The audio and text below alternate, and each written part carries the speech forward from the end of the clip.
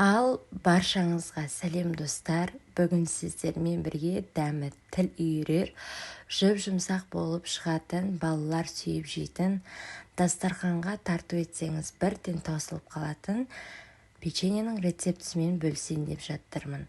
Құрамына керекті заттар: ұн, сұйық май, сары май, және де қант, қопсытқыш, мак, жұмыртқа бізге қажет болады.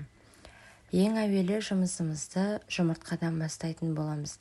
Бізге 3 дана жұмыртқа жеткілікті. Ыдысымызға 3 дана жұмыртқаны жарып алатын боламыз. Және де оның үстінен 1 пиаладай етіп қантымызды қосамыз. Және екеуін жақсылап тұрып, қантымыз ерігенше араластырып аламыз. Бізде жұмыртқа жылы болса негізі дұрыс болады. Одан соң 1 пиаладай етіп сұйық май, бірақ пиаланы толтырмай құятын боламыз. Және де одан соң кәдімгі бөлме температурасындағы сары майды қосуға болады, немесе ертіп те қоссаңыздар болады. Келесі кезекте қопсытқышымызды аламыз да көздің мөлшерімен осылай 1 шай қасықтай етіп салатын боламыз. Барлығын жақсылап тұрып араластырып аламыз. Менде уақыт тығыз болғандықтан сары майды ерткен жоқпын.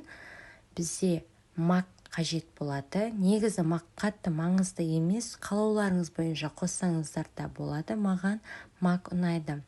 Содан соң елгезектен ұнымызды өткізетін боламыз. Ұнның елгезектен өткізілуі өте маңызды. Міндетті түрде жасайтын болсаңыздар, елгезектен өткізіп алып жасаңыздар. Осылай қасықтың көмегімен барлығын біркелкі етіп мен негізі араластырып аламын. Содан соң барып илейтін боламын. Осылай аз-аздан етіп ұнымызды қосып отырамыз. Ұнды да көздің мөлшерімен салған болатынмын мен. Осылай барлығын жақсылап араластырып аламыз да жұмсақ етіп қамыр илейтін боламыз. Қамырымыз қатты қалың болып кетпеуі қажет, себебі әртүрлі форма істеген кезде бізде жұмсақ қамыр өте ыңғайлы болады. Міне өздеріңіз көріп тұрғандай біздің қамырымыз дайын болды. Қазір сіздерге формасының қалай жасалу керектігін көрсететін боламын. Міне осылай дөңгелекше пішінде етіп, осылай самса түйгенде етіп, осылай жасап шығатын боламыз. Әркім әртүрлі формада жасап көреді. Біреу дөңгелек пішінде дейді, біреу сопақ пішінде деп, біреу жүрек пішінде, әртүрлі пішінде жасай берсеңіздер болады. Бірақ дәмі керемет болып шығады. Міне бізде барлығын осындай етіп, мен осындай формада жасап көрген болатын өзім. Міне бізде барлығы дайын болды. Енді қызып тұрған печкамызда 180 градуста 20 минутқа пісіріп аламыз.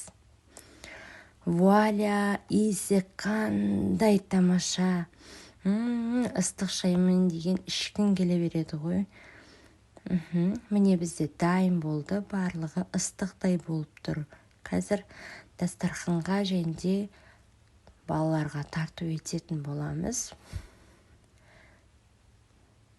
Түсі осылай болып шықты. Міндетті түрде жасап көріңіздер. Үйдегі бар заттардан жасалатын өте қолжетімді печенье. Арасы да осылай болып шықты. Ал достар, біздің YouTube каналға тіркелуді, лайк басуды және де комментарий жазуды ұмытпаңыздар.